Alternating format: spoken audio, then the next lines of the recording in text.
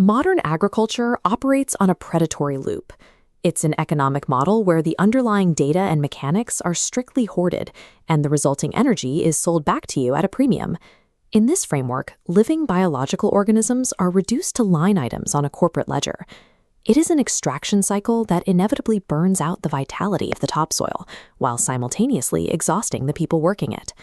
As global supply chains become more erratic and the price of basic energy climbs, maintaining a strategic reserve of fuel and food becomes a practical necessity for decoupling from these failing systems.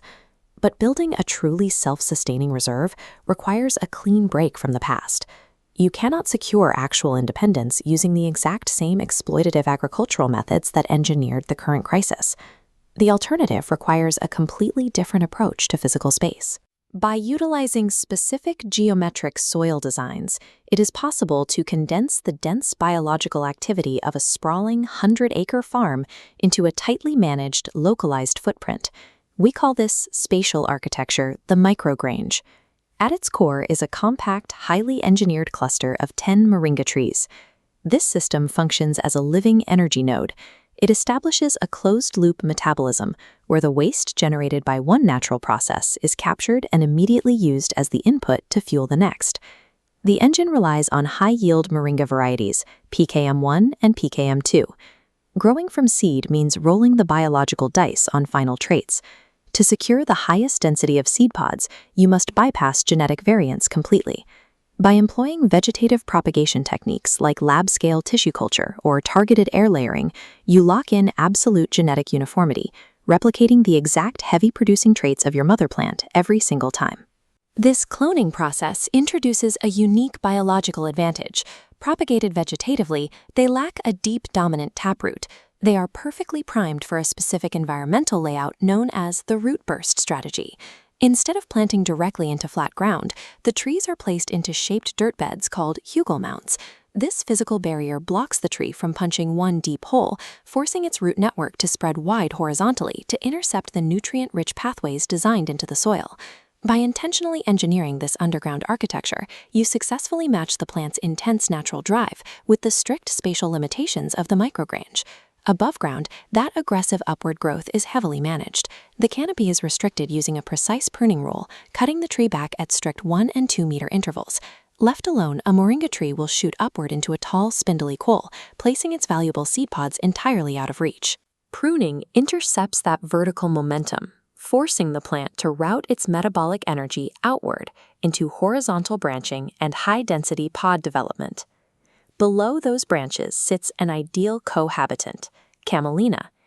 It is a highly productive, short-season oilseed crop that actively thrives in the light, dappled shade cast by the pruned Moringa canopy. Stacking these two distinct oil-producing crops vertically in the exact same footprint acts as a natural energy multiplier, wringing maximum efficiency out of a very small patch of earth. The leaves pulled from those canopy prunings offer enormous chemical utility. They are incredibly dense with simple sugars and highly accessible proteins. Rather than just drying them for tea, that rich leaf mass is packed into 5-gallon glass carboys. Fitted with standard winemaker bubbler airlocks, the raw leaves are left to actively ferment. This active fermentation process yields two crucial outputs. The off-gassing creates a continuous cascade of carbon dioxide that feeds right back up into the growing canopy overhead, while the liquid runoff provides a potent biological stimulant to wash back down into the root mounds. Routing the harvest through this chemical process turns a static one-way extraction into a self-feeding loop. Moving the raw materials from the field to usable fuel requires a specific set of localized hardware. The operator relies on a heavy-duty electric press, a mechanical dehuller, and a 5-gallon batch processor. A mature 10-tree node yields up to 4,000 seed pods annually.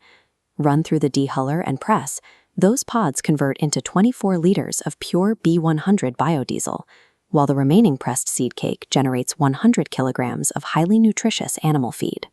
The energy math proves that an individual managing a microscopic footprint can produce enough continuous fuel and raw calories to actively step away from a fragile global supply chain. This architecture requires a new operational mindset. The operator acts as a metabolic engineer, consciously directing the closed-loop flow of energy and information throughout the system. To maintain the integrity of that loop, the trees operate under an ethical life cycle agreement. They are pushed to their maximum yield for a strict 2-year service period. Once complete, they are rotated out of the high-stress environment and allowed to live out a natural growth cycle in an elder phase. By intentionally halting the demand for endless output, you replace extraction with mutualism. The plants provide an intense, concentrated service, and in return, they are granted a lifetime of protection.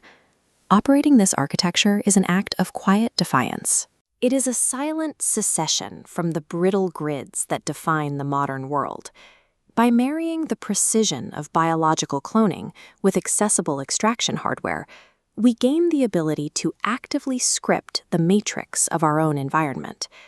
What begins as an emergency reserve eventually matures into a self-regulating, permanent infrastructure of life. It proves that with sharp observation and deliberate engineering, we can design a world far more resilient and far more compassionate than the one the experts left us with.